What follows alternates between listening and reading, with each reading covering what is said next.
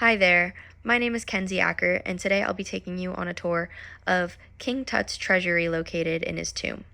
So before you actually enter the tomb, there was a wall with an inscription written on it giving King Tut blessings and prayers for a safe journey to the afterlife. Behind the wall, there was a statue of the god Anubis, and behind that was the canopic shrine, which housed King Tut's organs from after his mummification process. This shrine is super important because it's the organs and the body that have to be perfectly preserved in order to get to the afterlife.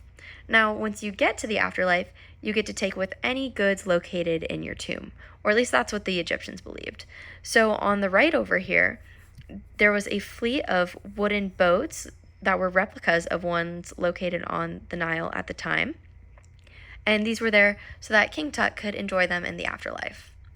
In the tomb, there was also a cartouche with King Tut's full name written on it, and this was something sort of sacred to pharaohs.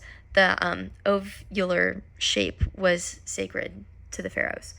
And then there were also a lot of different treasure chests and lots of different goods in here, kind of just a mix of things.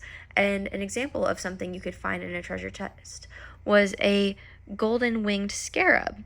So there were lots of goods in here since it was the treasure room.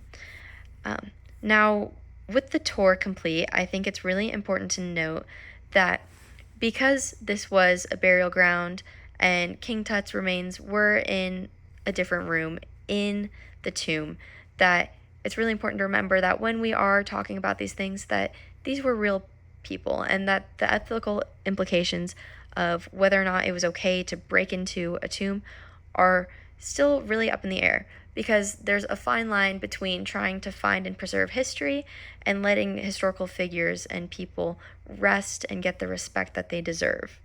So I think it's a really interesting line to walk. It's super cool that we were able to get this glimpse into the past, but then again, at what cost? Because we are disrupting these people's eternal resting places. I really hope that you enjoyed my tour of King Tut's tomb, and I hope you have a great day. Bye!